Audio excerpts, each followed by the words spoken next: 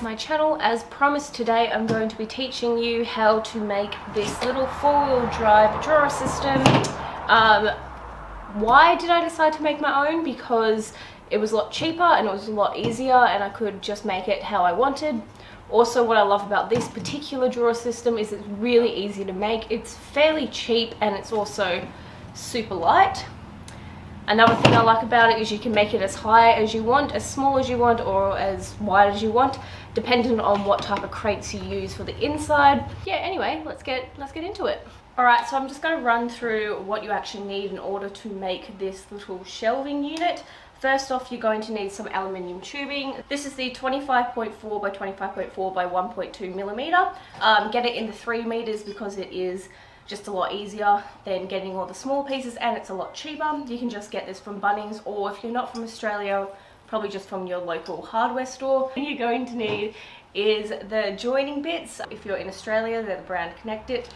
You'll need 2 of the just single corner ones like this, 6 of the 3 corner ones. If you can't get the 3 corner ones, which I couldn't, you can actually just get them and just cut one of the side off. You also then need a measuring tape, a permanent marker, you'll need a scribe, you'll need a tri-square, and you'll also need a drop down saw for the actual shelving component. Then you'll also need 2, 3 or 4, it depends how high you want to go, of the collapsible baskets. These are just from Bunnings. I am using the smaller version for this video because it was a lot cheaper and I don't actually need the bigger version for my car setup at the moment, but yes, you can get these in a lot bigger. And I'll put a price list and everything of how much this will all cost you on the next slide.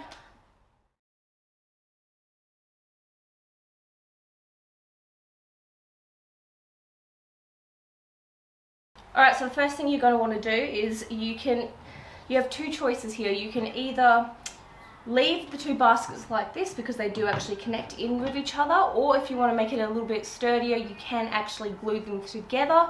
If you do that, you will need some clamps and that, clamp it together, leave the glue to set for a couple hours, and then come back and complete the next step. So the next step is actually measuring your aluminium tubing, and this will be for the frame, which is going to be what holds all of this together and makes it strong and supports it. So the easiest way to figure out the measurements, probably definitely an easier way, but this is just the dumb way to do it, is put your 2 corner pieces here like this, lay them on your aluminium tubing, so like that, and then what you're going to do is you're going to then measure from that end, make sure it's sitting right on the end of the piece of aluminium tubing, to the end of the corner, which is 530 millimeters, and then you're going to take 50 millimeters off that measurement, and that's going to be how much you need to cut of the aluminium tubing. The reason why you have to take 50 millimeters off that measurement is you need to compensate for this joining piece here, because it's actually not going to run all the way to the end. You're going to have the joining piece which is going to be sticking out on the end, if that makes sense. 490, and then put a little mark that away, come back, then mark it up again, then get your scribe. And the reason why you do this is because you can actually see the line then when you're cutting. If you use a pen or something, you can't actually see, and if you are just using the permanent marker, it comes up thick, so you don't actually want to cut. When you use the scribe, it shows you the small line for where you want to cut, if that makes sense. Always remember to double check. Yep, 490, so we're good to go and cut that now. Cut to this side of the line.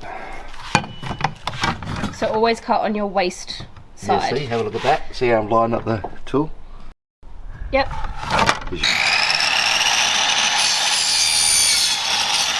Once you have cut one side to make sure you've got the exact measurement you want, go ahead and bang in one of the joiners, then measure it against the crate, and if you're happy with it, go ahead and cut the other pieces. Remember to always measure twice, cut once.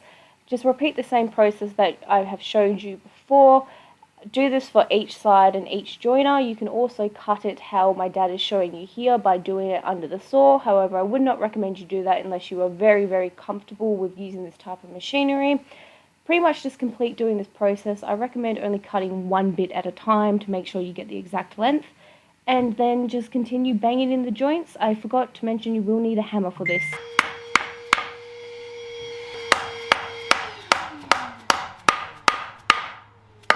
As you can see here, the frame's starting to come together. I've gotten all the side sections done, and now I just need to do the front. The reason why here I've chosen only these ones is because I want to leave it open so I can put bigger things in the top.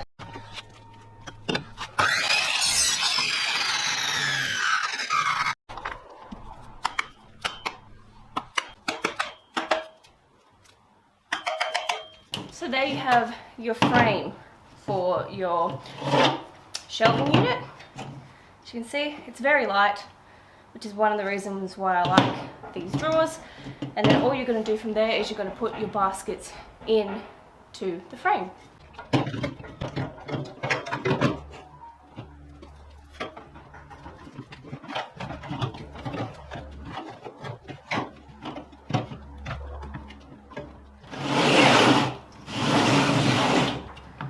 Then the last step you're going to do to secure this is you're going to use zipper ties to zipper tie it all to the metal frame.